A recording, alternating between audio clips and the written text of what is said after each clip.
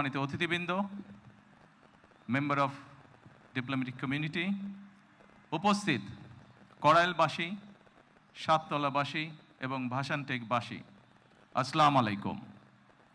আজকে এই অনুষ্ঠানটি আমাদের জন্য অত্যন্ত একটি গুরুত্বপূর্ণ অনুষ্ঠান, একটি স্মরণীয় দিন এবং একটি ঐতিহাসিক অনুষ্ঠান। প্রথমেই আমি আল্লাহ রব্বুল আলমিনের দরবারে হাজারো শুকরিয়া, লক্ষ কোটি শুকরিয়া আমি আদায় করছি। নির্বাচনের মাধ্যমে বর্তমানে বাংলাদেশে জনগণের কাছে জবাবদিহিমূলক, জনগণের প্রতিনিধিমূলক একটি সরকার প্রতিষ্ঠিত হয়েছে।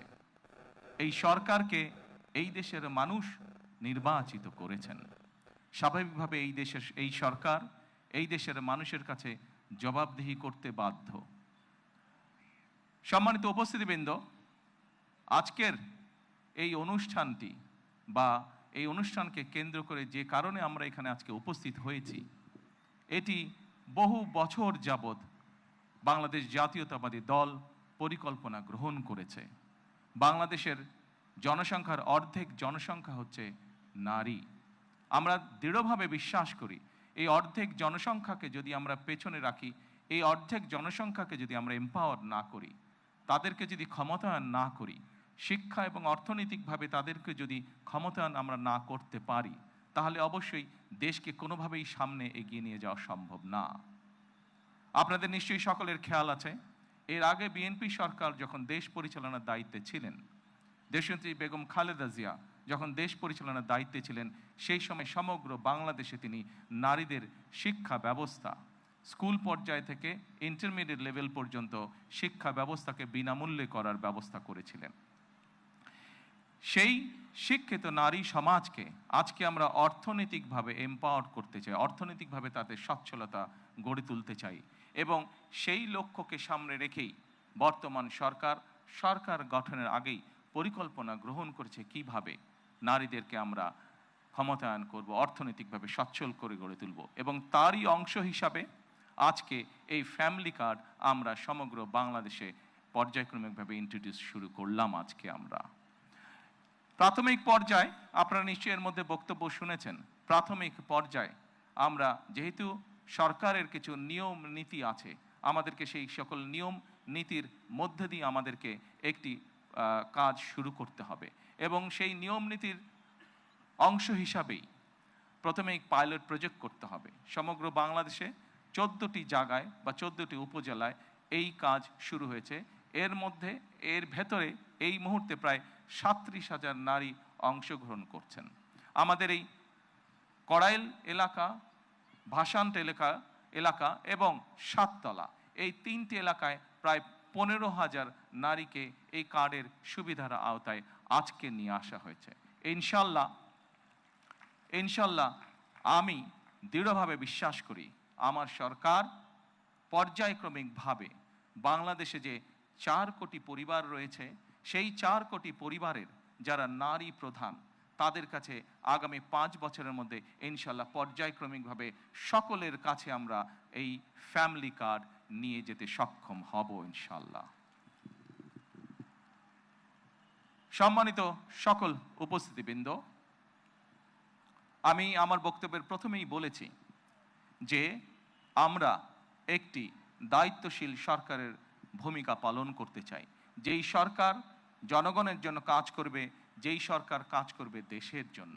আমরা জনগণের কাছে জবাবদিহি থাকতে চাই, এবং তারই একটি অংশ হিসাবে আমাদের দল, বাংলাদেশ জাতীয়তাবাদী দল, নির্বাচনের পূর্বে আমরা বাংলাদেশের মানুষের কাছে প্রতিশ্রুতি দিয়েছিলাম, বাংলাদেশের নারী সমাজের কাছে প্রতিশ্রুতি দিয়েছিলাম যে বিএনপি সরকার গঠন করতে সক্ষম হলে আমরা এই ফ্যামিলি কার্ডের কাজ শুরু করব। আপনারা নিশ্চয়ই খেয়াল করেছেন, আমরা আল্লাহর রহমতে বাংলাদেশের মানুষের সমর্থন নিয়ে বিগত নির্বাচনে সরকার গঠন করার 1 মাসেরও কম সময়ের মধ্যে আমরা আমাদের এই প্রতিশ্রুতি, জনগণের কাছে দেওয়া প্রতিশ্রুতির কাজ আমরা শুরু করেছি। এবং শুধু এই প্রতিশ্রুতি নয়, আমরা আরও কিছু প্রতিশ্রুতি করেছিলাম। তার মধ্যে যেগুলো আমাদের প্রায়োরিটি প্রজেক্ট ছিল, তার মধ্যে আরেকটি আছে কৃষক কার্ড।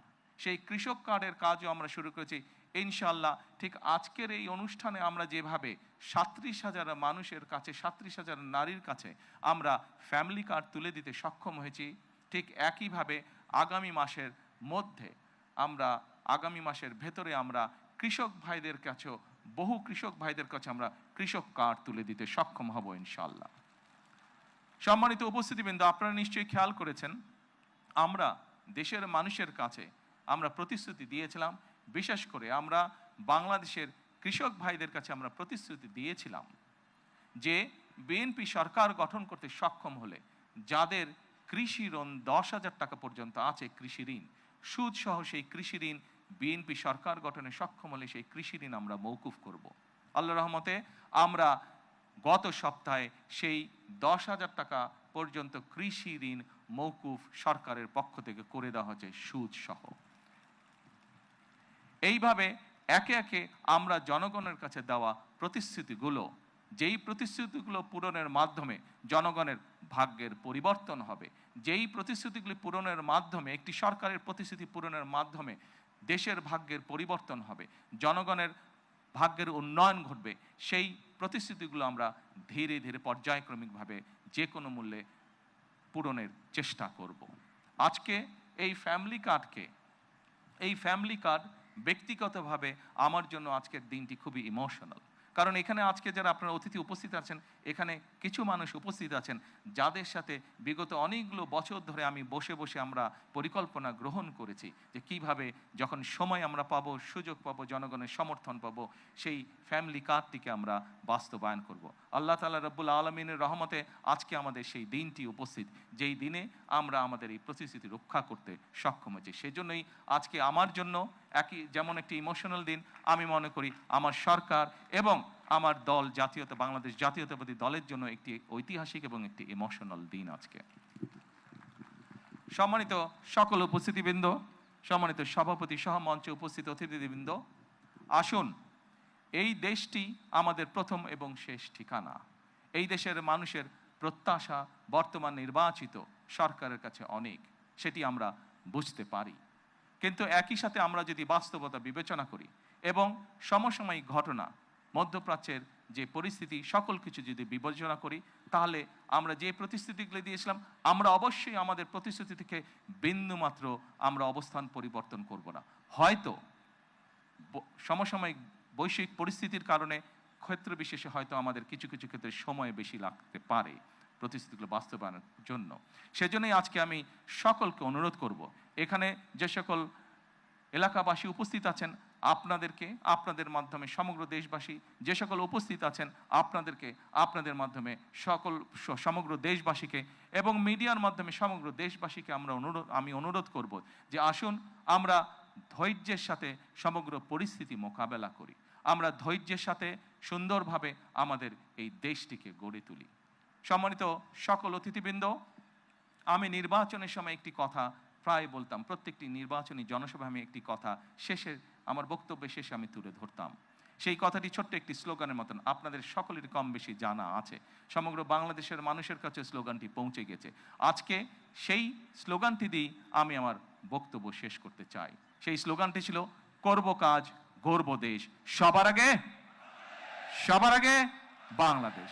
সকলকে আবারও আন্তরিকভাবে ধন্যবাদ জানিয়ে আজকে আমার বক্তব্য আমি শেষ করছি। আল্লাহ হাফেজ। বাংলাদেশ জিন্দাবাদ। মাননীয় প্রধানমন্ত্রী, আপনার মূল্যবান দিক নির্দেশনামূলক বক্তব্যের জন্য আন্তরিক ধন্যবাদ ও কৃতজ্ঞতা জানাচ্ছি। মাননীয় প্রধানমন্ত্রী অনুষ্ঠানস্থল ত্যাগ না করা